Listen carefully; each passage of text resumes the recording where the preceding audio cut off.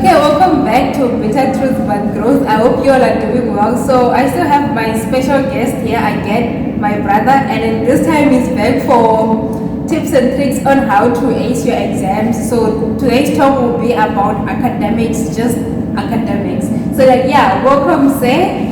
Did I just call you sir? That was so professional. Okay, Thank you for having me. Okay, I'm just so excited again. You're welcome.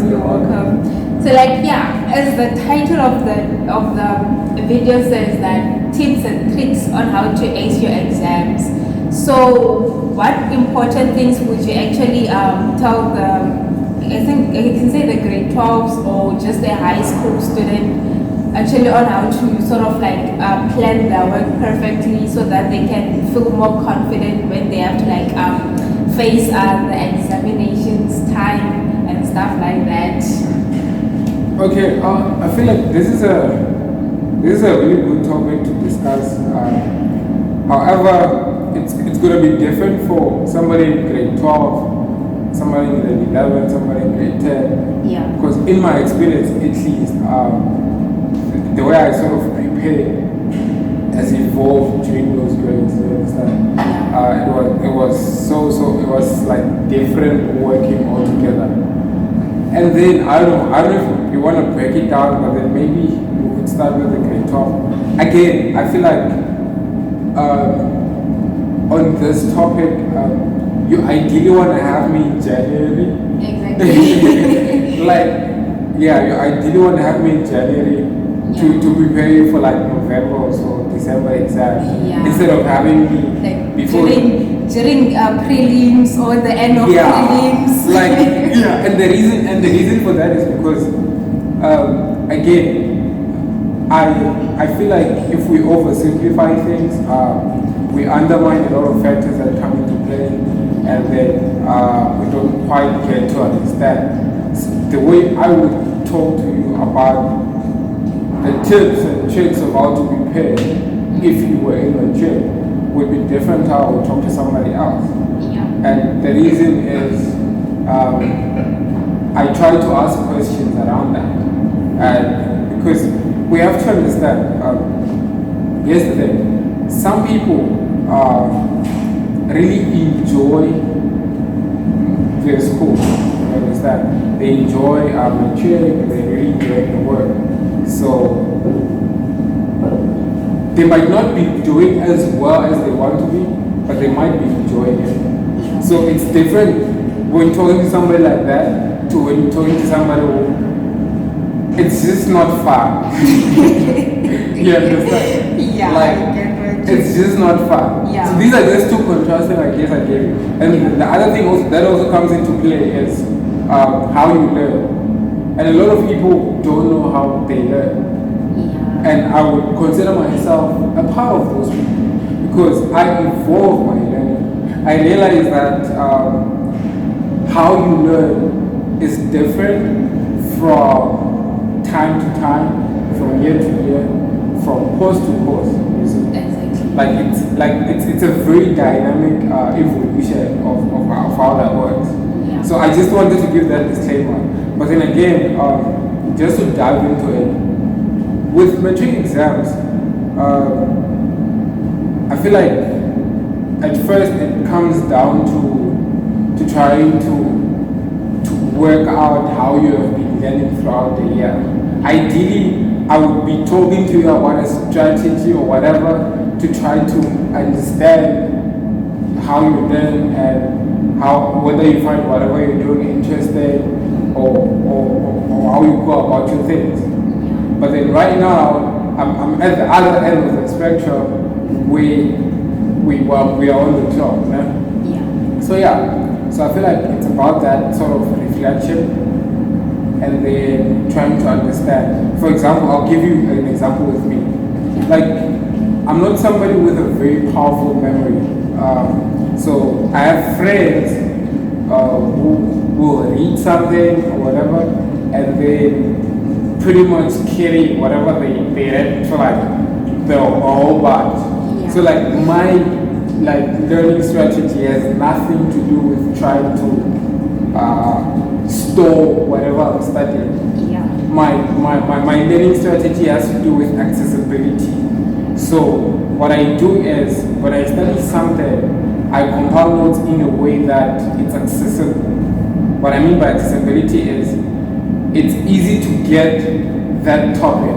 So that's why I usually prefer to do it digitally, and then I'll compile notes as if I'm writing my own book. So it has like a table of content. So it has ideas. So for example, if there's like a problem on, I haven't done high school in quite a while, so so I'm just trying to think of something you know. Okay, let's take physics, right? Yeah. Let's say in physics, you are, what do we do in physics? Projectile motion. Okay, cool. Yeah. So you have like projectile motion, you have your electromechanics or whatever. Yeah.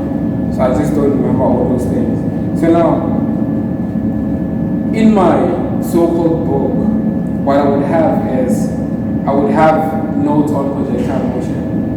And then there will be different problems that I come across as I work on problems, right? Yeah. And maybe I realize that this problem was pretty new, or I didn't quite understand how I did it. But because I know I can't trust my memory, Yeah. I want that knowledge that I pick up to be accessible. So I go to my book, and then I put in that problem. Maybe I screenshot it, I put it in the book, and then write the problem, and then the solution step by step. And then there's going to be a heading on what kind of problem. A projectile motion where a ball is thrown from the top of the building and bounces, right?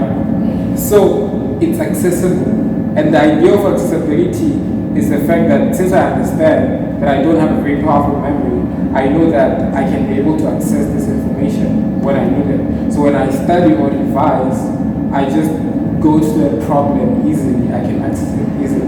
You see? So people who would work like me in that sense now would be in a position where their notes have to be top tier. The way they take their notes has to be top tier because it relies on you reading over and over that. Yeah. So now, projectile motion again. I do this question paper, I do that question paper. So all I do is, because I'm working on projectile motion, I will take maybe like 5 question papers.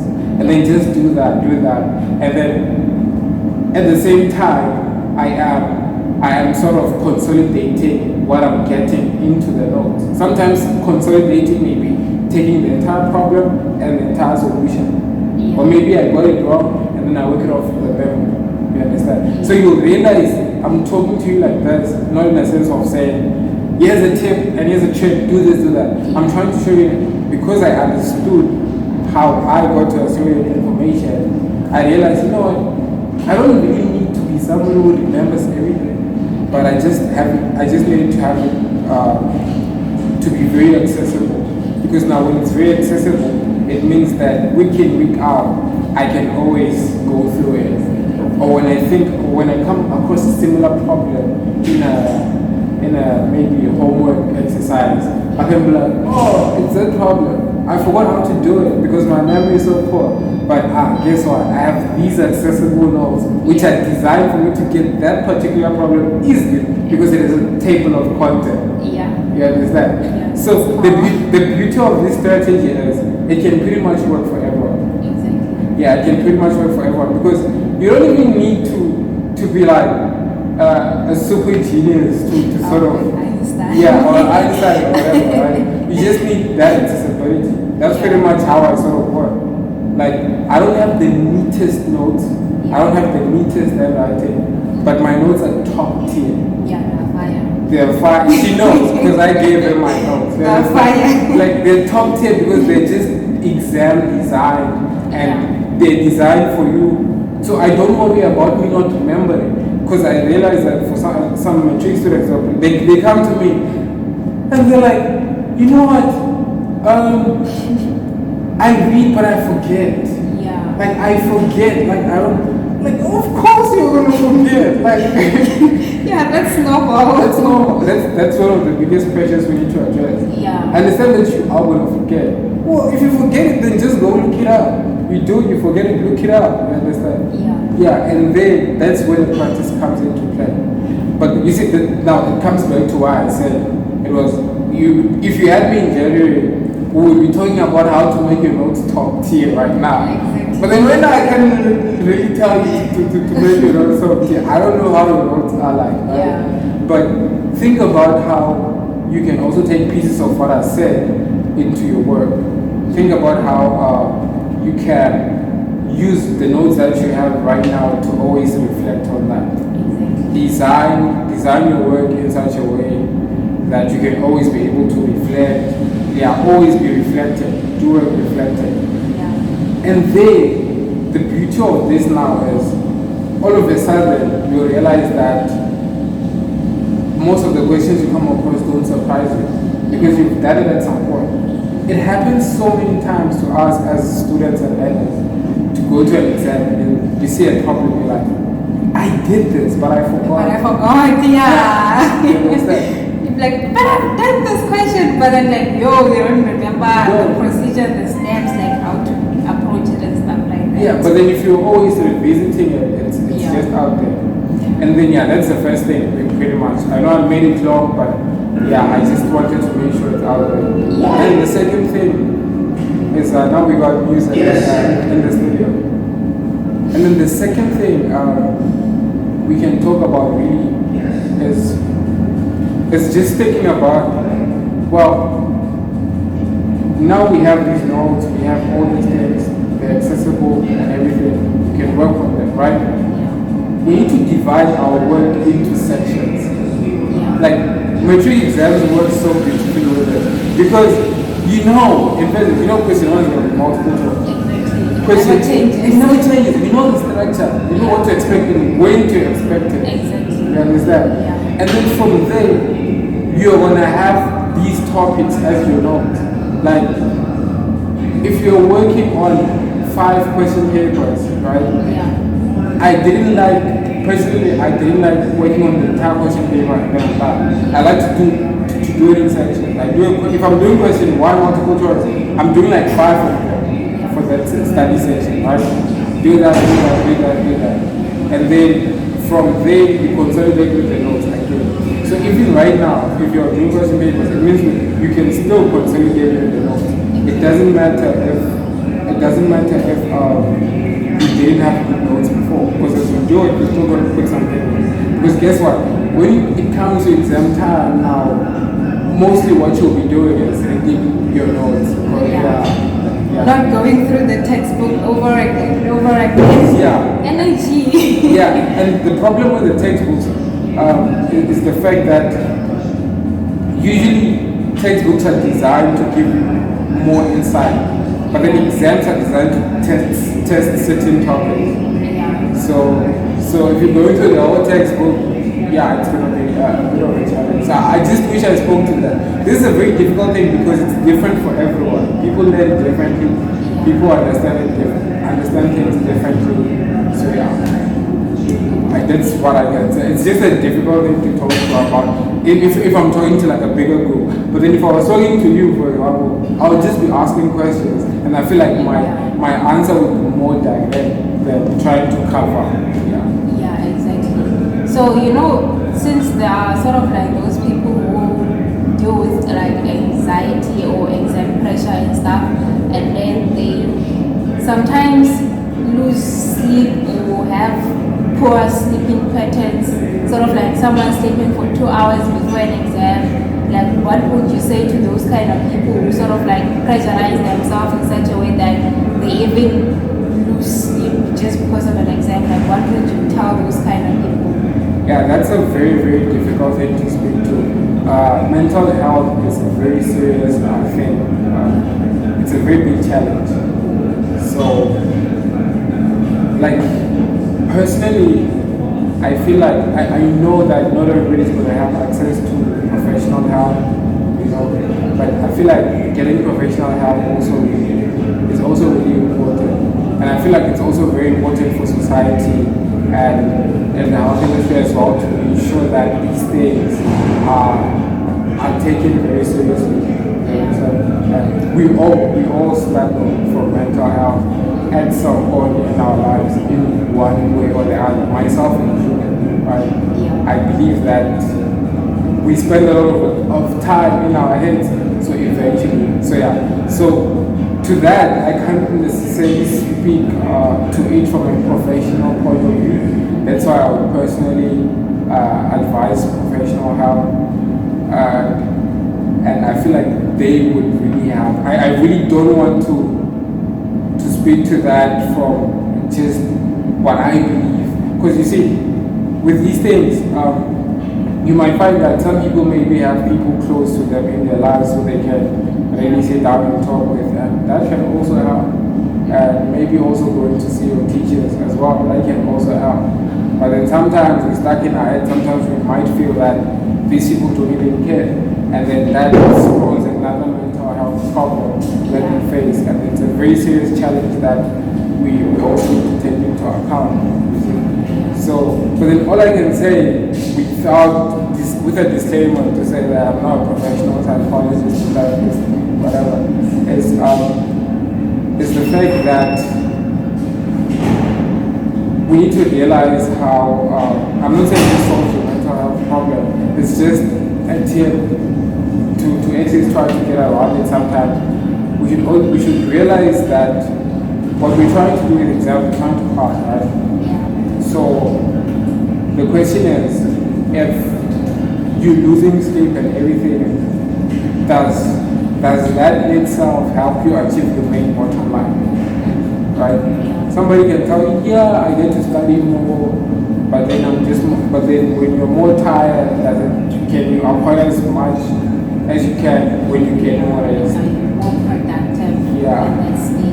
Yeah, so that's what I can at least talk to, but the rest I feel like it's best to get some sort of help, be it family, be it professional help, because mental health is really serious. We should take it seriously.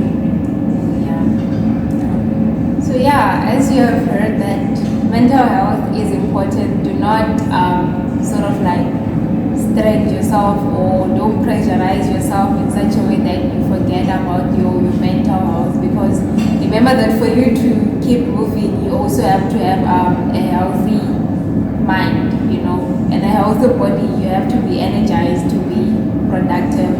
And I feel like if someone actually focuses more on their mental health and what else?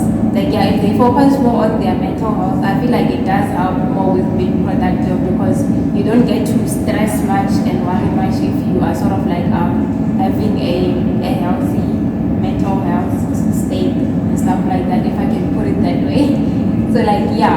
So not making this long, but then all I can say is I would like to ask something else. So what would you advise someone who's actually interested in engineering, in doing engineering? What are the steps that what are the things that they should actually expect in that field, And I can say maybe you can just integrate it with someone who's actually getting to be a first year at a university or in a college or something. Like, what should they expect in that environment and stuff like that, as like sort of like a first year at university or at the college and stuff like that.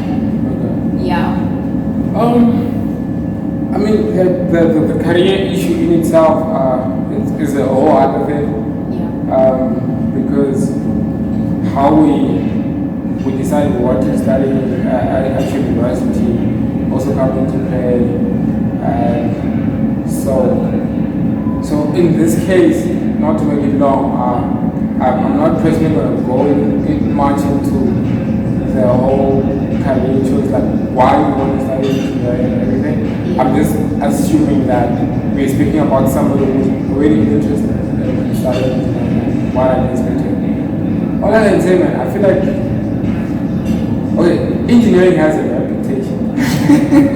Okay. It has a reputation for being hard. Okay. Like if somebody asks you what you studied and then you tell them you studied engineering, more often than not they're gonna look at you differently. More often than not.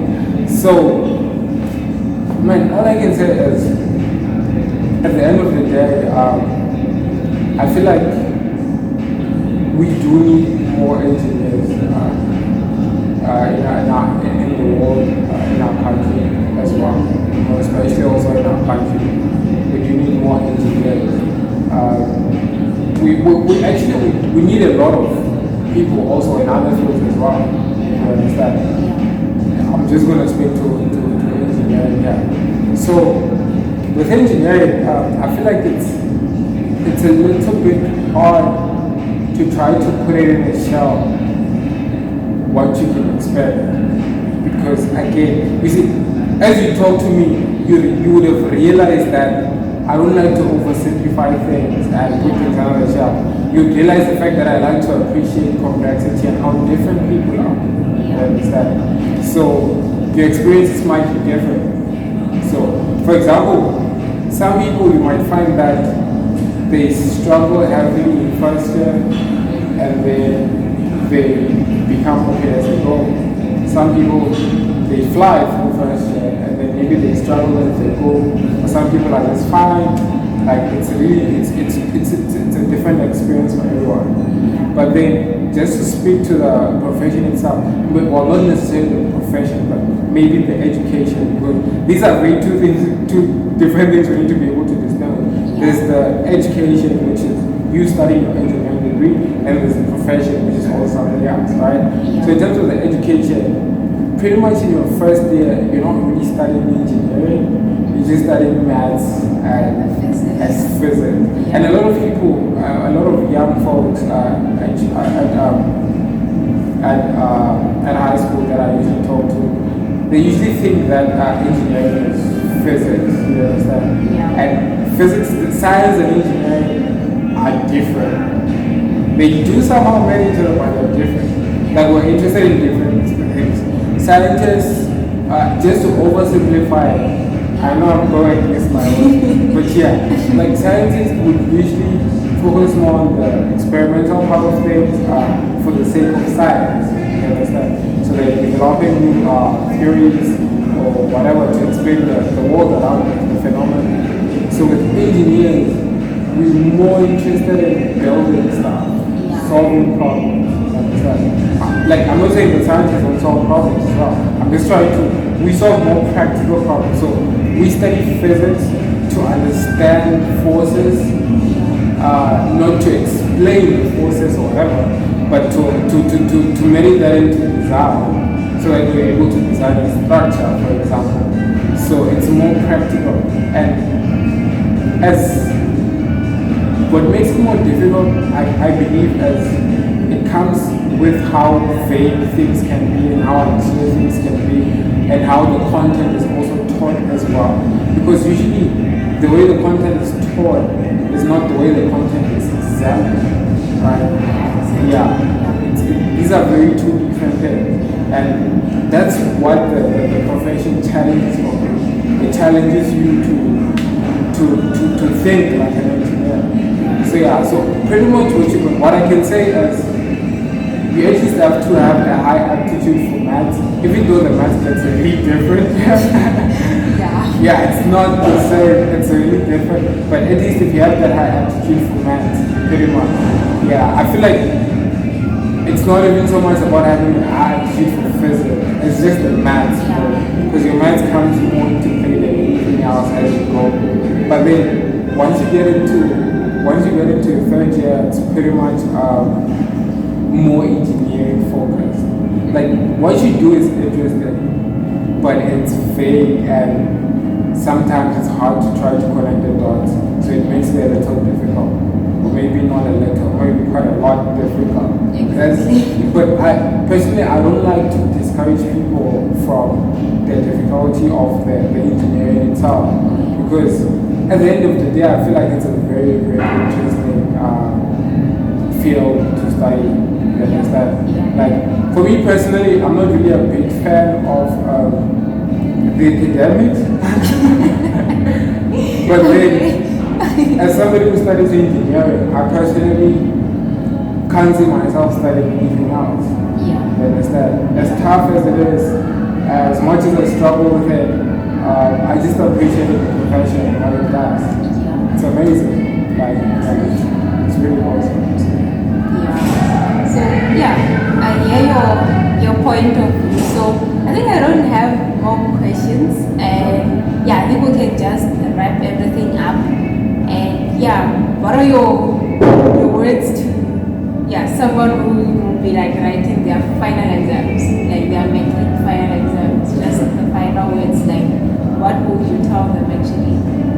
Yeah, again, I mean, it's easy for me to just motivate you. Say, you can do this. But yeah, what I can say is, first of all, congratulations for being mature. I feel like we underappreciate the progression that students or learners make, right? Yeah, we don't appreciate it as much as we probably should. It's a very great thing that you've come to this point in your life. And what I've realized is, because of how we were brought up, like this could be the start of something great, or this could be the end. That's how people believe it to be. I'm not saying all people, but some people, in a sense that some people feel like if they fail their mentioned exams, it's over, and you also have suicide coming into play. But then again, the suicide issue ties back into what we talked about with mental health. You understand? It's not just the exam itself, whatever. So, what I can say is, we need to appreciate what we've achieved in our lives. It's not just from an academic standpoint. I feel like academics, because you've done it for so long until you got to a kid, it has become a very important part of your life. It's a very good psychology. So it's good to be here, and congratulations. Appreciate yourself more for that. You understand? And understand that for you to be where you are right now, you had to fail a lot. This is something we don't appreciate as much, or speak to as much as we should. So like, we see this as the biggest milestone. And the harsh reality is, you're gonna ace your dreams, right? And then boom, there's another milestone coming up. Yeah, like there's another big milestone coming up. Some of you folks are gonna decide to go to college, which is great.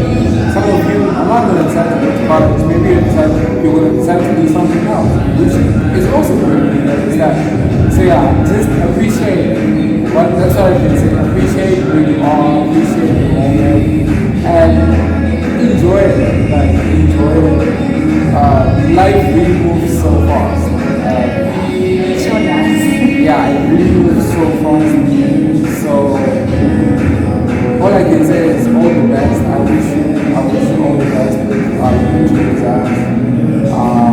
So yeah, that's pretty much it. So, sorry, I'm not so much of the you can do it type, because I know but it's not as easy as just saying or just trying to motivate you. Yeah, I know all we can do is appreciate it and work on it. So yeah, thank you. Oh, okay. Thank you for having me. Thank you so much. And sorry for the background. The studio music is just so loud. I feel like it's overpowering our voice sometimes. But then I just hope everything we said was clear. And thank you, Mr. Hlungwani, for joining us today. And thank you so much for your words. And I hope and believe that your words will actually help someone out there. And thank you so much. At the end of the day, that's all that matters. Exactly. Like 1,000 people may watch what we speak to, but then if it helps one person, it was all worth it. So thank you for having me. Really appreciate the platform. So much. And guys, if you have any questions, just feel free to leave it in the comment section below. And don't forget to subscribe for more videos like this and like. And thank you for watching. Cheers. On that regard, in regards to the questions, if you guys are putting them in the comment section, I'll also try to pop and maybe try to answer if you have any questions for me as well. Just put them in the comment section. I'll come and then I'll try to reply to as many as I can. Exactly. And if you want him to be back again, just feel free to mention it.